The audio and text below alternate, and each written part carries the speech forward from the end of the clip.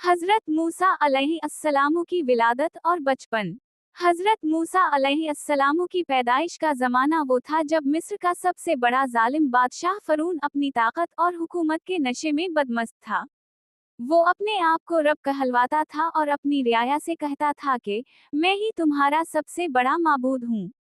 इसने ये भी ऐलान किया हुआ था कि बनी इसराइल, जो उस वक्त मिस्र में गुलाम बनाए गए थे, उनके बेटे जिंदा नहीं रहने दिए जाएंगे, क्योंकि काहनू ने फरून को बताया था कि बनी इसराइल में एक बच्चा पैदा होगा जो तेरी सल्तनत को तबाह कर देगा। उसी खौफ से फरून ने एक जालिमाना हुक्म जारी किया, जो भी लड़का पैदा हो उसे कत्ल कर दिया जाए, और जो भी लड़की पैदा हो उसे जिंदा छोड़ दिया जाए। ऐसे खौफनाक माहौल में हजरत मूसा अलैहिस्सलाम की वालिदा को अल्लाह ताला ने बेटे की खुशखबरी अता की। लेकिन दिल में डर था कि कहीं फरून के सिपाही मूसा को कत्ल ना कर दें।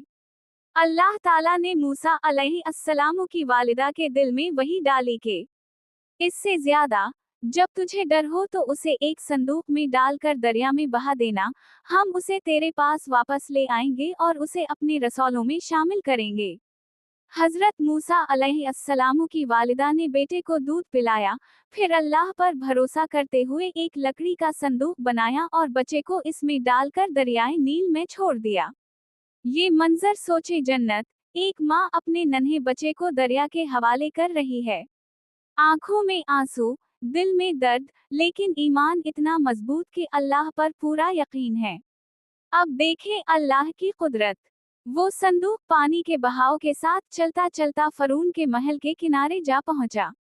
वहां फरून की बीवी हजरत आसिया अलैहिस्सलाम ने इस संदूक को खोला तो अंदर से एक मासूम बच्चा मुस्कुरा रहा था। हजरत आसिया का दिल पिघल गया और वो कहने लगे, इससे ज्यादा, ये बच्चा मेरी और तुम्हारी आंखों की ठंडक होगा, उसे कत्ल ना करो। यूं हजरत मूसा अलैहिस्सलाम को फरून के घर में पाला गया। फरून जो तमाम बच्चों को कत्ल करवा रहा था, उसी के घर में अल्लाह ने उसका सबसे बड़ा दुश्मन और हक का पैगंबर परवरिश पाने के लिए रख दिया।